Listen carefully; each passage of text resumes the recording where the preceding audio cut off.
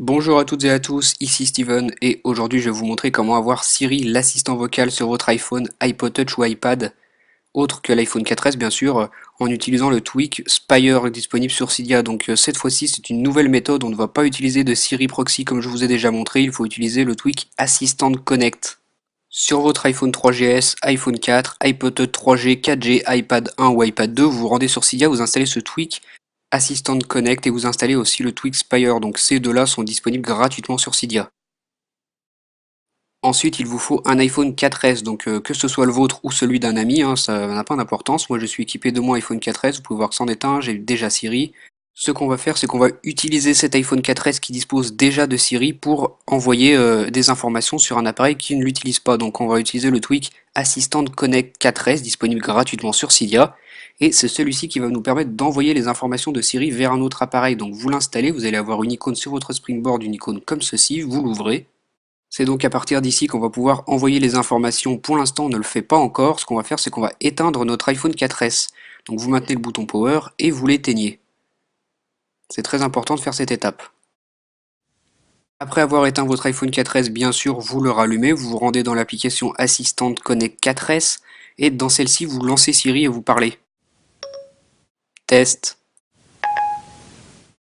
Peu importe ce que vous dites, l'important c'est de parler à Siri. Ici la tour de contrôle, je vous reçois 5 sur 5. Ensuite, vous n'avez plus besoin de parler à Siri, hein, une fois suffit, vous allez tout simplement appuyer sur ce bouton Email Siri Data. Ça va vous renvoyer sur l'application Mail avec un email déjà pré-rempli contenant un fichier, donc c'est celui-ci qu'il va falloir envoyer vers un appareil sur lequel on veut utiliser Siri, donc moi ça va être mon iPod Touch de 4ème génération. Vous allez envoyer ce fichier. Sur l'appareil sur lequel vous voulez utiliser Siri, vous vous rendez dans vos mails et vous avez donc reçu ce fichier, vous allez appuyer dessus pour l'ouvrir et vous allez faire ouvrir dans Assistant Connect. Une fois fait, vous allez avoir ce message qui apparaît à l'écran, donc le fichier a bel et bien été copié. Assistant Connect a reconnu ce fichier, donc ce qu'il faut faire maintenant c'est un respring avant que Siri puisse fonctionner. Tout à l'heure je vous ai dit qu'on allait aussi utiliser le tweak Spire, donc c'est une étape très importante, vous vous rendez dans les réglages de celui-ci et vous ajoutez l'adresse du serveur d'Apple, donc vous avez l'adresse juste en dessous de la vidéo. Maintenant que le respring est terminé et que l'adresse du serveur d'Apple a été ajoutée, on peut utiliser Siri. Réveille-moi à 6 heures.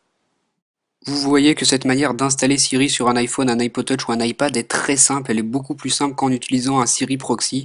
C'est vraiment très rapide. Je programme le réveil. Voilà, vous voyez que Siri fonctionne parfaitement. Voilà, c'est programmé pour 6 heures. J'ai mon réveil qui a été programmé. Quel temps fait-il à Chambéry? Prenez un parapluie. Donc voilà comment installer Siri sur les autres appareils autres que l'iPhone 4S, donc les iPhones, les iPod Touch, les iPads. Ça fonctionne parfaitement en utilisant Assistant Connect, vous n'avez plus du tout besoin de Siri Proxy. Donc j'espère que cette vidéo vous aura aidé. Si vous avez des commentaires, des questions ou quoi, laissez des commentaires, je vous répondrai. On se retrouve très vite dans une nouvelle vidéo. Salut!